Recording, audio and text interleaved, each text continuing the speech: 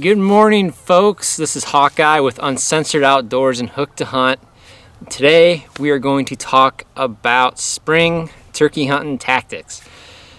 Now, the number one thing that has made me more successful as a turkey hunter is understanding how and when to deploy your decoys. And I'm going to show you guys a couple different scenarios you can play out with your decoys that's going to help bring in the tom and have them interact more with your decoys and provide you that opportune shot. I'd say 90% of the time, don't even have to call anymore. It's all about presentation and how those birds see and then react to your decoys in any scenario. So this scenario right here is what I call a triangle of death. So about 20 yards away, even 15, I like birds in close nowadays. It's just fun seeing them. You know, I'll set up a Jake breeding a hen, and that is done to lure in those dominant toms. So early in the season, you know, you might get that single boss tom that's already established in his little harem or flock of hens. He sees something like that, he's going to be mad. And most of those toms have what I call buddies with them, fighting pals. They're going to come in there and kick that Jake's butt. Hey, if you want to hold out for the big tom, great. Just make sure you pick him out of that group or two or three that come in there to kick his butt. I have killed, I'd say 75% of the birds I've killed in the last 6 years have been over just a simple Jake on top of a laying down hen. And then behind me here, I have a solo hen. So let's say you get like a wary tom that comes in, he just got his butt kicked maybe the day before or that morning. He's gonna see that lone hen in there. It's gonna kind of entice him to come in without having to engage this Jake or the lone strutter over there with a hen. It just lays up different scenarios. So you got your aggressiveness, right? So you got the Jake breeding the hen. A little bit out further, you have the tom strutting with another feeding hen. And then back here, you have a hen off by itself. Call it triangle of death. I keep about 10 yards separation between the different sets, maybe a little more, say you're using shotgun or whatnot. But total distance from the blind doesn't exceed 25 yards.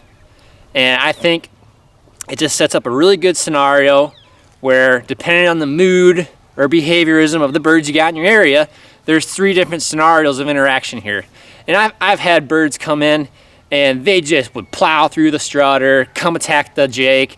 And I've had some birds that hang up 60 yards. But then when they work their way around the flock, they see that lone hen there, they're like, oh, well, I could sneak in there and maybe get myself a little action without having to engage the Jake or the tom. It just is a tried and true method, and it works really good for early spring hunting. Now, I say that because, as most of you know, once you hit that May late season, the birds start getting a little wary. And that's because those big flocks that you see in the spring are starting to spread out, right? The hens are starting to lay in their nests. They're gone around 11 or noon, sitting on their nests all day. And you're gonna get a lot of toms kind of walking around by themselves or with a group of 2 or 3. Well, then I just stick to either the lone hen or the Jake breeding the hen. It just works out a lot better. Doesn't add a lot of spook to them. You know, a lot of those birds have been shot at maybe before, especially if you're hunting public ground. But I never go hunting without a decoy. If, say, I'm doing a run and gun, I'm still gonna bring at least a Jake or the hen with me, or even just a lone hen, and I'll leave the strutter behind. All right, so this is a little bit of a closer look at the Jake breeding the hen. So the Jake's on a stake, right? And I literally have it looking like it's mounting the hen. And the hen doesn't have to be anything fancy. You know, it could be your worst decoy. This one's missing a leg. And I always thought avian was great. All these are avian decoys you see here. I've been a big avian fan since freaking 2012. And honestly, they set the stage with how these 3D realistic imprint decoys, you know, started out in the market. Now you got your DSDs, your Montanas are looking pretty good. You know, they're all good options. I'm loyal to my brand. Avian is what I go with. And these have withheld shotgun shots before. That's what I like about them. There's some other brands, you know, you shoot once near them, a BB hits, and they're able to inflate again. This one's got several BBs in it, and it's still alive and kicking. And it has gotten its butt kicked by many a time. and it's still alive and well. Yeah, I just like them. Another thing too, so let's look at this decoy, right? It's got the white tip feathers on it. It's a Merriam decoy. All right, you're gonna see a lot of people out there marketing different subspecies of turkey decoys and stuff. Dude, it don't matter. Just, you have something out there that looks like a turkey, it's gonna work, trust me. That being said, I actually do prefer the lighter tipped decoys. If you have the option, why not take advantage of it? I'm just telling you, whatever subspecies you hunt, this is gonna work for Easterns, Osceolas, or Rios, and it's a Merriam decoy. But I like that it has the lighter feathers on it because it stands out more. It catches the eyes of a tom a lot better, I've found. You know, this is an Eastern decoy. It just doesn't really matter. As long as you got something that looks like a turkey out there, it's gonna draw a bird in. They're not the smartest birds in the world. They are very wary, and they do have their quirks, don't get me wrong. But this has been my favorite setup to do because, number one, I love to see the interaction of a bunch of toms up here just beating the crap out of these decoys. And it's just so cool because this is my closest setup to the blind, right? So this is only like 20 yards from my blind. I've been setting that just 15 yards away before.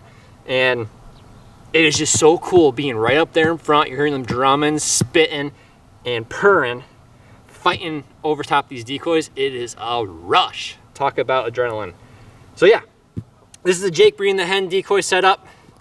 Number one go-to right here. Never fails to get a bird agitated. Now let's move on and take a look at the Strutter and the feeding hen. All right, so right here you have just a lone feeding hen, right? She's just looking all calm and casual. And then here you have the Strutter.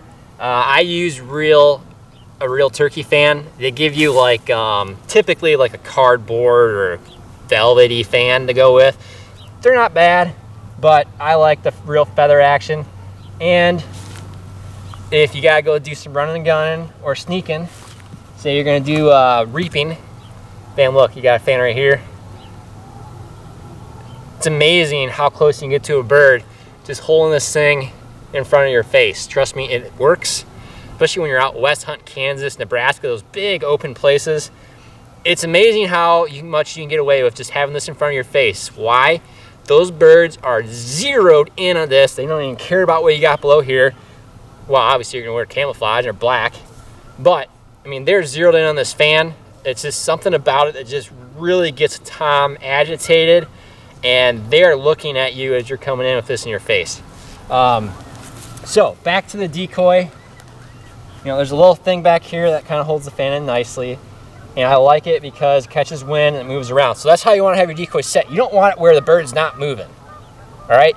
You want some moving action. So this rotates very well with the wind. That's what I want. Because really when you're out there, unless you got super windy conditions, it's not gonna be twirling around like this. No, it's gonna be moving back and forth, back and forth, back and forth. And that's gonna catch the eye, right? So turkeys are really drawn to a movement. That's why, you know, growing up, if your grandpa or your dad or your uncles, and they're always like, don't move, right? That's why, because turkeys are really drawn to sight, and they'll catch any kind of that movement that this decoy's giving back and forth, all right?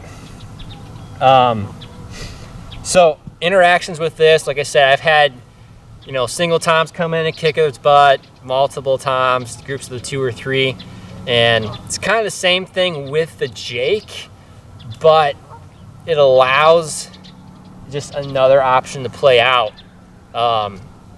if they don't interact with that Jake, you know, because the fan is sitting there, right? It's a visual catching tool, right? The Jake's just sitting there on top of the hen, right? That bird might not pick that up until they're within 30 or 40 yards of your spread, but with this, they're gonna catch that fan out as far as 100 yards before I've seen them.